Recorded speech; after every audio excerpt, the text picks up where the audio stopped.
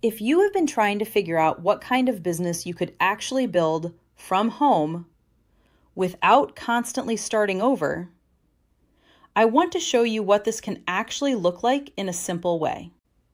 Because I think a lot of times it sounds more complicated than it really is. So let's just break it down. At the core, this is a niche service business.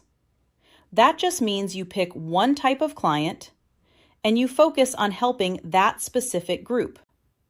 For example, that could be pet professionals, therapists, local service businesses such as landscapers, youth or sport organizations.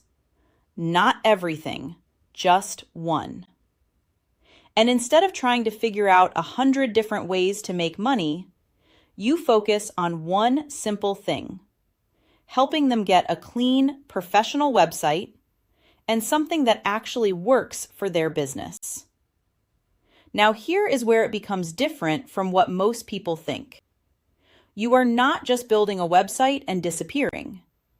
You are setting up something they actually rely on.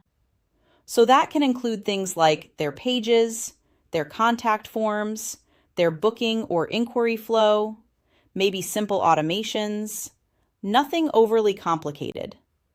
Just something that works and continues working. And because of that, your relationship with that client continues. You are not starting over every time. You are building something that stays in place. So instead of constantly chasing new projects, you can have a small number of clients, 10, maybe 15, maybe 20, and that is enough. You are maintaining their sites, helping with updates, supporting their business as it grows. And that is where recurring income comes from. Not from doing more and more work, but from managing something that already exists. And the nice part is, you can keep this as simple as you want. Some people are happy with a small, steady setup. Others decide to grow it into something bigger. Both are completely fine.